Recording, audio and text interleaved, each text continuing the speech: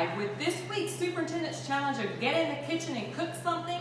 Today I'm fortunate to have the man behind the scene, Mr. Bedenbaugh, our Director of Student Nutrition. Mr. Bedenbaugh has been one of the masterminds behind our feeding program during our distance learning, but he's also directly involved with our nutrition program every single day of School District 5. Hello, Mr. Bedenbaugh. Hello, Dr. Melton. How are you today? Oh, I'm thrilled to be here. We have a special recipe. Since I've given a challenge to you, Mr. Bedenbaugh is giving a challenge to me. He's going to teach me something new today. What are we whipping up with Pride in 5 today, Mr. Bedenbaugh? Pride in 5. We have a healthy snack that all families can enjoy. It's called Ants on the Log. It's very simple to make, but very nutritious. Okay, so this Ants on the Log, Mr. Bedenbaugh, I get a little anxious in the kitchen. This is not my place of proficiency. What do I do and how do I do it?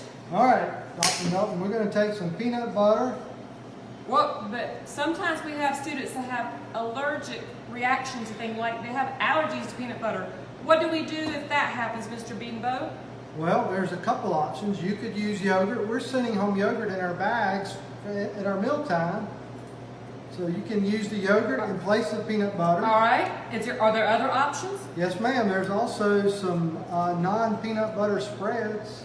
Wow butter. We know about wow butter in School District 5, Mr. Bedenbaugh. All right, so I'm going to do one with yogurt. I guess I just slather it on or spoon it on. I like mine kind of messy. So maybe a little too messy. Messy's good because Okay. it makes it taste better. All right, so I've got my yogurt, I've got my peanut butter.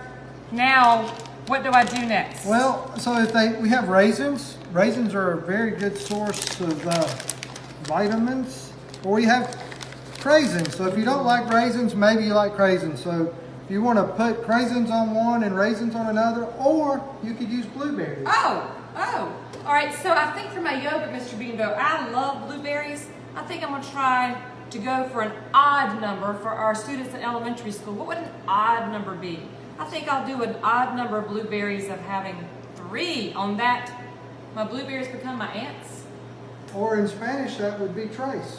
Right? Tres. We can learn a foreign language while we're... Perfect. Why not? Perfect. I love cranberries, so I'm going to do cranberries on this one with peanut butter, Mr. Bedenbaugh. Are there a certain number that I should do, or is it just Well, I think you should do an even number. An even number on this one? Okay. I'll do even on this one, although there's a glob there. It doesn't look quite as pretty as yours, but... Well, I've been doing this for a lot of years. She's much younger than I am.